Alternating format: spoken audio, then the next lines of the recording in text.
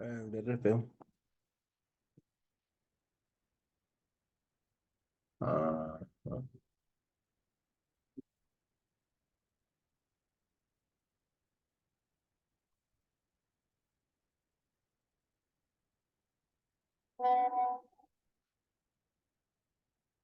Ay, Dios mío.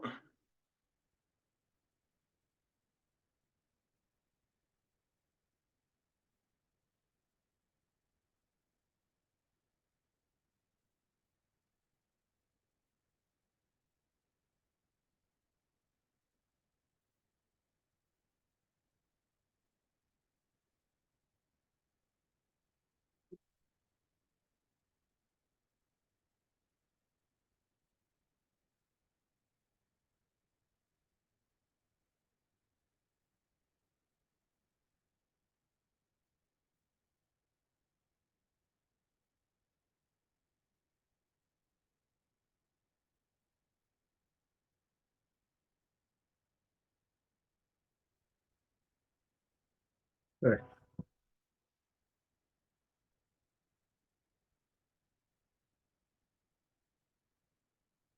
¿Qué pasó, Marco? ¿Cómo estás? Buenos días, maestro. Fuentes, amigo. Bien. Qué Así es que bueno, no qué te bueno. cierres a una sola entrada Bueno, de- pues vamos porque a... tienes la oportunidad. Sí, está bien. Sí, sí. Aquí lo espero, maestro. Vamos a empezar, Marco. Cuídate. Ahorita empezamos. Ya no voy a Marco. Bueno, buenos días a todos. Vamos a comenzar porque es un tema largo, entonces más vale que nos apuremos, porque si no, pues nos llevamos más tiempo. Ok, me parece que ya está cargada la presentación.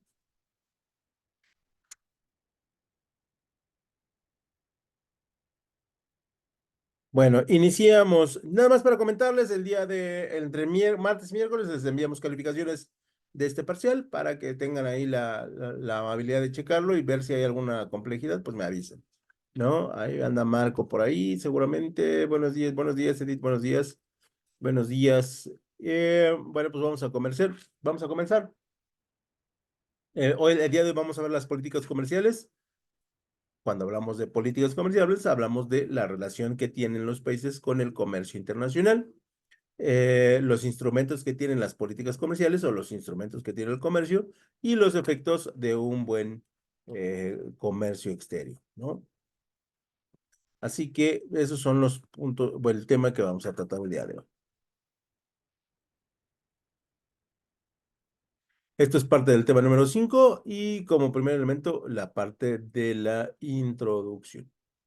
Y en ese sentido estaremos hablando de que el comercio libre o el libre comercio ha favorecido a México, por supuesto, y lo sigue favoreciendo. De hecho, este año, en los subsecuentes años, lo va a favorecer mucho. Esperemos que todos estén en calma y que lo puede favorecer más. Y a través de, por ejemplo, el Tratado de Libre Comercio entre Canadá y Estados Unidos y nosotros, donde pues sí se ha ampliado el número de productos que hemos producido, el número de exportaciones y también, por supuesto, el número de importaciones, aunque debemos de señalar que no es el único tratado comercial que tenemos. De hecho, somos un país activo en términos de tratados comerciales, de acuerdos comerciales y de elementos que tienen que ver con ponernos de acuerdo para comercializar cosas, ¿no? Por lo tanto, el comercio hace énfasis a los países y bueno, hace más eficiente a los países y eleva el bienestar de los consumidores, además de un gran diseminador de tecnología porque crea mercados para la innovación. Nosotros teníamos una brecha como de 10 o 15 años tecnológicamente. A partir de los acuerdos comerciales, de la incorporación de nuevas tecnologías, nuestro atraso tecnológico se va reduciendo, la brecha en términos de tecnología se va reduciendo y de alguna otra manera, bueno, pues, la tecnología empresarial o industrial han ido mejorando bastante en el país. Por lo tanto, el comercio de productos con alto valor agregado es un motor de prosperidad, sí, por supuesto, donde nosotros somos una gran maquiladora, yo diría, de productos, toda la frontera, y somos grandes productores. Nos ayuda mucho esta parte de 130 millones de habitantes que somos, ¿no? Que no somos muchos, pero no somos pocos para el territorio que tenemos. Y entonces eso de alguna otra manera hace un país atractivo. México hace que la población, que es una población muy trabajadora y muy de darse gustos, pues tenga acceso a diferentes productos para que sus casas, mi casa y la casa de muchos mexicanos, tenga cada vez más cositas de buena calidad o de buen gusto o de modernidad simplemente, lo que hace que el comercio sea muy dinámico.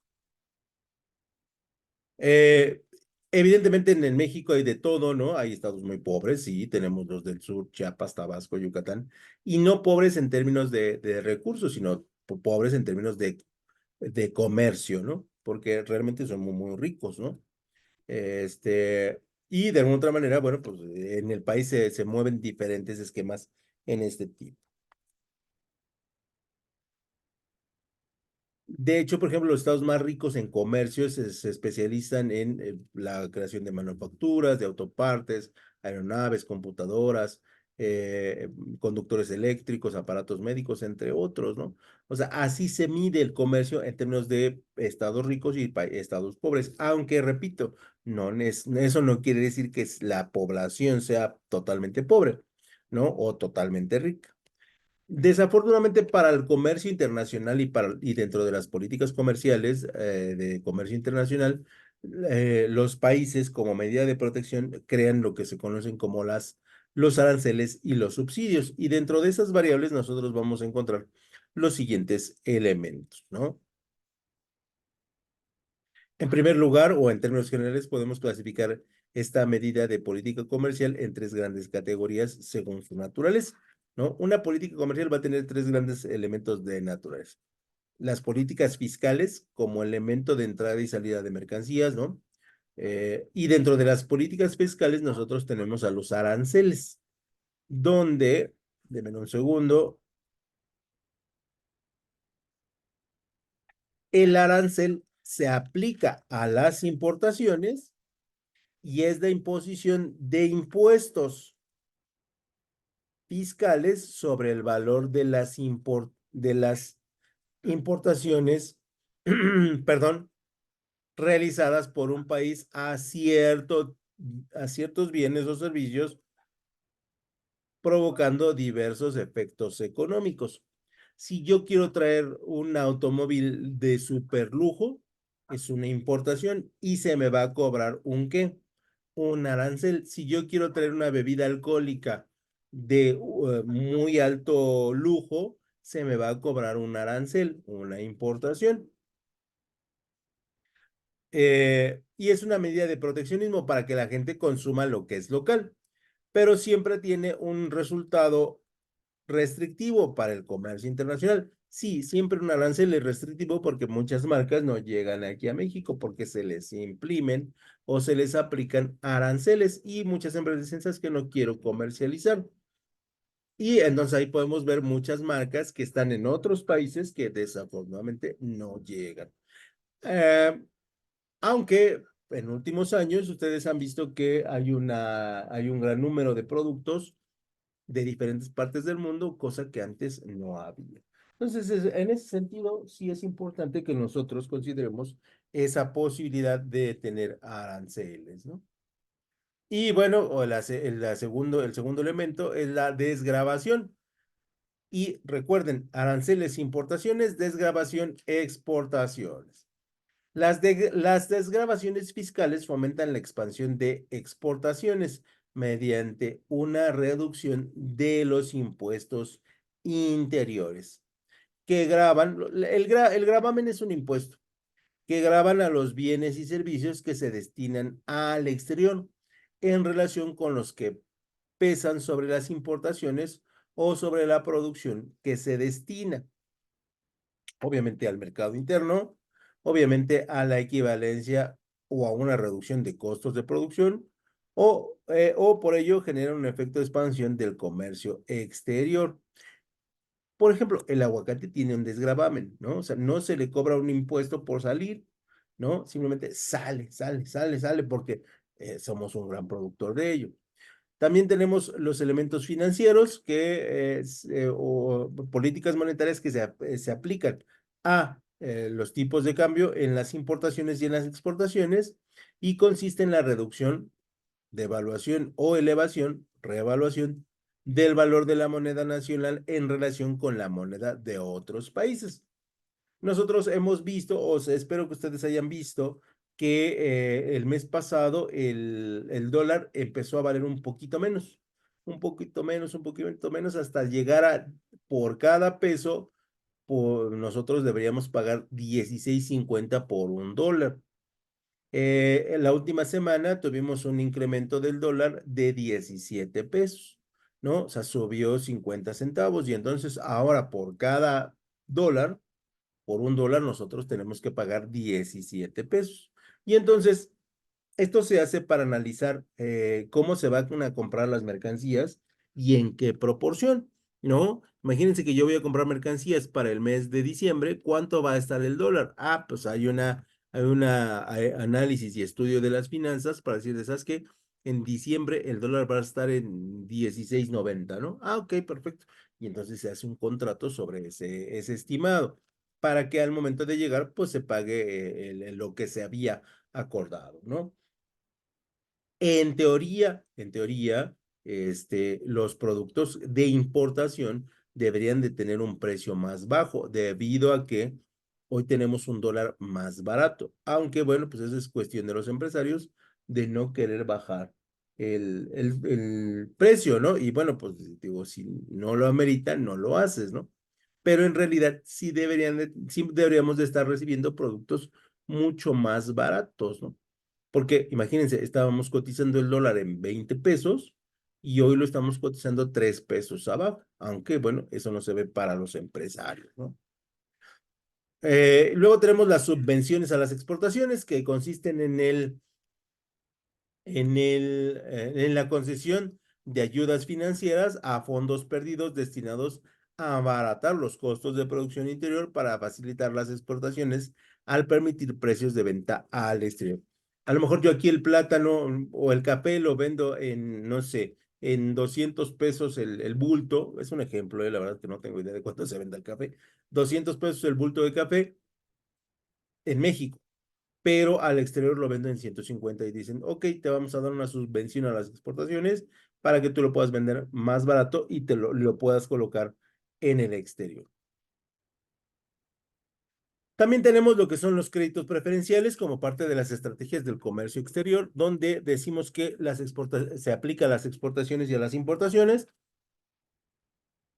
y consiste en la concesión de préstamos en condiciones más favorables de interés a plazo de devoluciones de los que existen en el mercado internacional.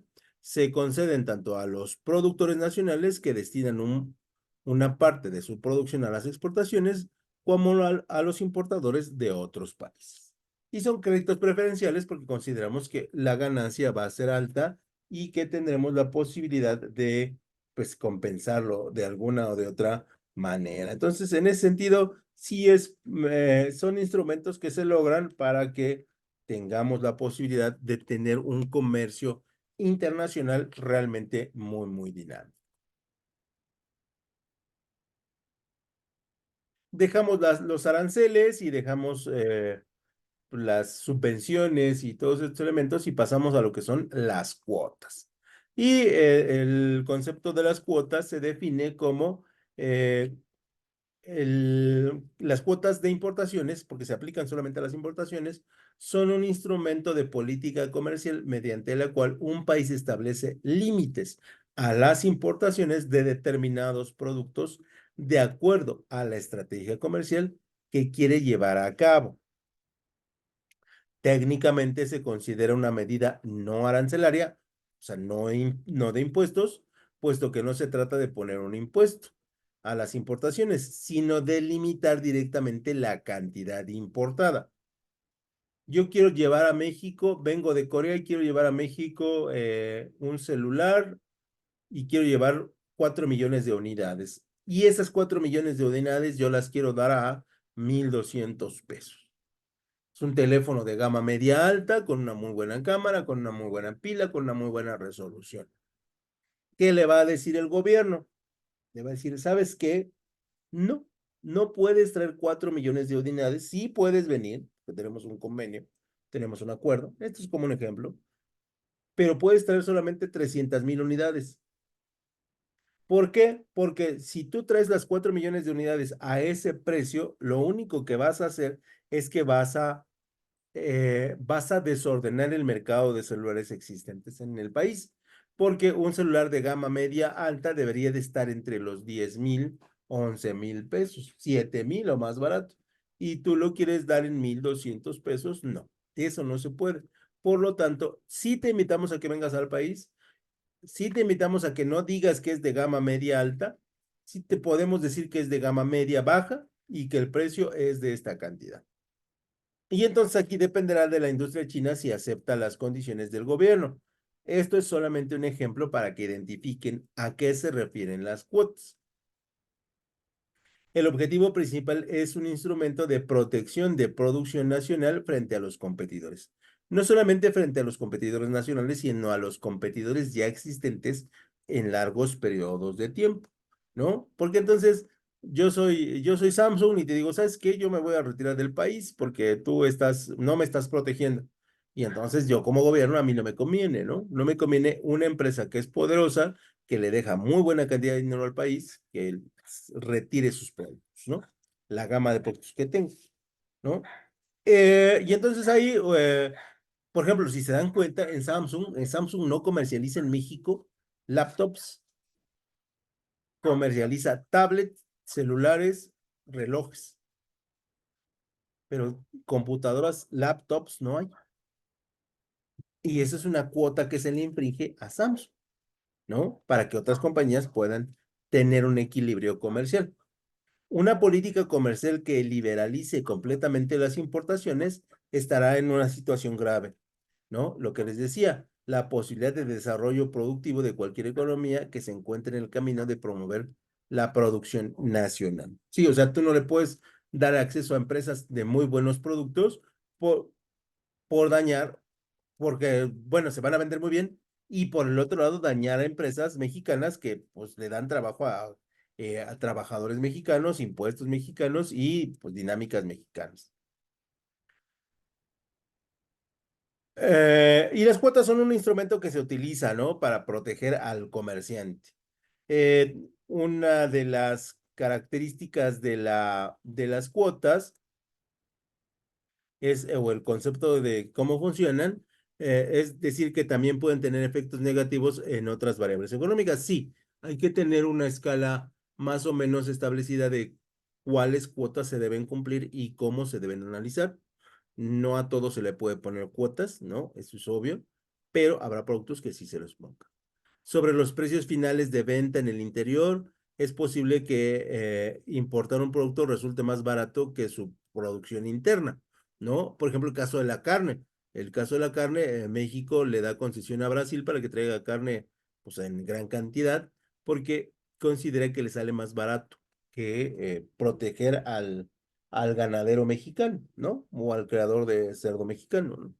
Eh, en el abastecimiento, las limitaciones de las importaciones nunca pueden poner en riesgo el abastecimiento, que era lo que les decía, y en la competencia entre los productores nacionales, en ocasiones las importaciones crean ciertos niveles de competencia interna, que ese es uno de los beneficios, ¿no? Dejamos a un lado las cuotas y pasamos a las restricciones voluntarias a las exportaciones.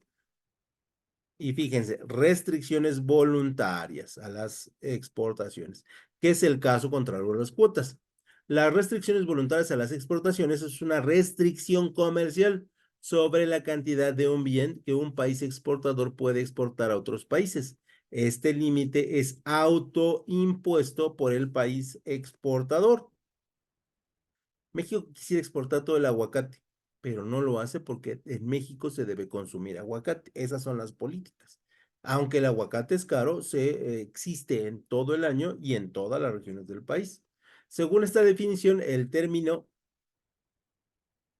ver es una referencia genérica para todas las medidas acordadas bilaterales para restringir las exportaciones. Esto es, cuando nosotros vemos el título o las siglas ver, son restricciones a las exportaciones en cualquier libro que lo vean, simplemente para que lo identifiquen. A veces se le denomina visa de exportación y las restricciones pueden ser un límite preestablecido, una reducción en la cantidad exportada o una restricción total. Como en el caso, hoy tuvimos en esta semana la restricción total de energía eléctrica por parte de Colombia a Ecuador, si no me equivoco, porque pues, tienen que cuidar el consumo interno. Y hay una restricción total donde le dice Colombia a Ecuador, ¿sabes qué? Ya no te voy a vender luz. Lo siento, ¿no? Y Ecuador se queda así, no, porque no tienen la infraestructura para hacerlo. De hecho, yo preguntaba por ahí, ¿cuándo fue la última vez que se les fue la luz por más de una hora? ¿No? Y ustedes me responderían que seguramente eso no ha pasado. Y es muy difícil que la luz se vaya por periodos prolongados de tiempo, sobre todo en México, ¿no? Porque tenemos una industria que, bueno, pues está, tenemos una buena infraestructura y tenemos, pues, una cantidad de poblaciones que hace que la luz llegue a prácticamente todos lados. Las ventajas y desventajas de las exportaciones voluntarias, lo que se conocen, le repito, como las VERS, ¿no? Con las VERS funcionales, los productores del país importador han mejorado sus aptitudes debido a la reducción de la competencia, lo que deberá conducir a precios, ganancias y empleos más altos. Estos beneficios para los productores y el mercado laboral, sin embargo, vienen con un detalle, ¿no? De importación. Los BER reducen el interés nacional de crear efectos comerciales negativos, distorsiones negativas del consumo o distorsiones negativas de la producción, ¿no? Porque pues, de alguna manera no tenemos por qué negar las exportaciones, pero lo hacemos desde un ambiente estratégico. Y las restricciones a las importaciones, de alguna manera, lo que buscan es proteger el mercado interno y a través del mercado interno nosotros podemos llegar a lograr pues que los consumidores tengan a la mano los productos que siempre deben estar en su mesa, ¿no? Por ejemplo, en el caso de la canasta básica, que es donde más se utiliza. Y bueno, pues eso sería, me parece ser que todo por mi parte para este tema. Son temas muy pequeñitos y nos estaremos viendo la próxima semana con el tema número 6. ¿Dudas, muchachos? ¿Algo que quieran agregar? ¿Algo que quieran comentar antes de pasarnos a retirar?